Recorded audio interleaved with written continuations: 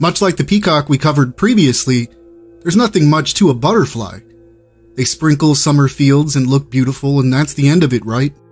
Well, again, not if you're an initiate in the occult, and again, we're going to be looking a bit at Thelema and Aleister Crowley. In 1917, Crowley wrote an autobiographical novel by the name of Moonchild, but the original title for this book was to be The Butterfly Net. Aleister Crowley was a ceremonial magician of the 19th and 20th century, and also a 33rd degree Freemason. He, with the aid of his demon guide Aiwass, invented many of the rituals occultists in the modern day look to and perform, and he himself stated that their god was the Akkadian Shamash, or sun god. He was a leader within the occult secret society Ordo Templi Orientis, a chief in Stella Matutina, and very likely a British intelligence asset. The idea of the Moonchild is that, by the use of black magic, a perfect soul can be captured. Integral here is a belief in reincarnation, which is important to the Illuminists, who believe that human souls fight to occupy a particular embryo. Within the OTO, they call this perfect soul the homunculus. The actual rituals carried out to create a Moonchild, which in effect demonize the human fetus, are peripherally outlined in the novel, and the actual ritual took place at a villa that was even nicknamed the Butterfly Net, an occult temple laid out in sacred geometry and objects related to the moon. The butterfly is an ancient Chinese symbol for the soul, and the net represents the means by which you can capture it. The perfect soul Crowley was in search of and the magical workings involved to capture it in this net are said to be derived from Francis Bacon, Albertus Magnus, and Paracelsus, who have widely been known to have been involved with the occult. There was a desire to create a Superman.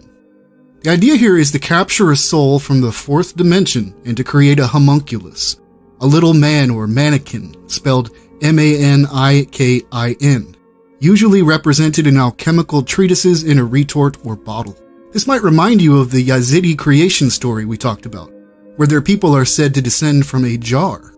The Moonchild is the encapsulation in a human body of a so-called lunar intelligence. While the novel is poorly written, he wrote more about it in an OTO document on the ritual called the Homunculo Epistle, which is actually part of the secret teaching of the 9th degree of the OTO, Ordo Templi Orientis, by the way. Here is a portion of that text. Let the man and woman copulate continuously, but especially at times astrologically favorable to the working, and that in a ceremonial manner in a prepared temple whose particular arrangement and decoration is also suitable to the work. And let them will ardently and constantly the success of the work, denying all other desires. Thus proceed until impregnation results.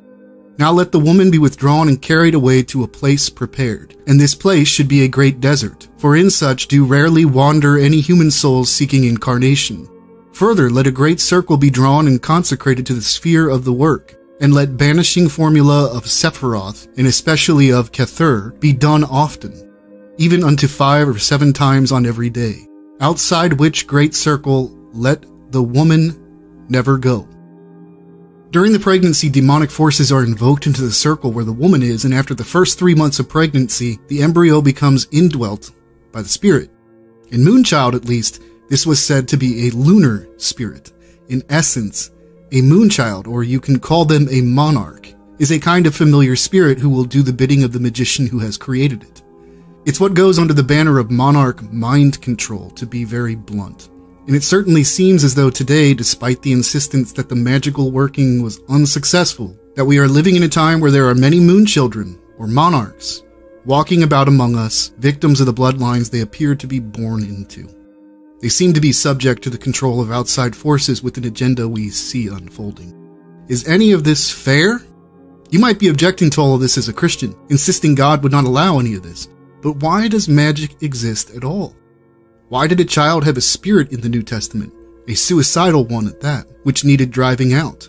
There is much mystery to our lives and to the reality of our world, and all we can truly assess is that without God, without the salvation of Jesus Christ, we don't stand a chance. You might do further research of monarch mind control, sometimes called monarch programming, but in my years of looking at this, I believe this 9th degree OTO ritual is at the heart of it all.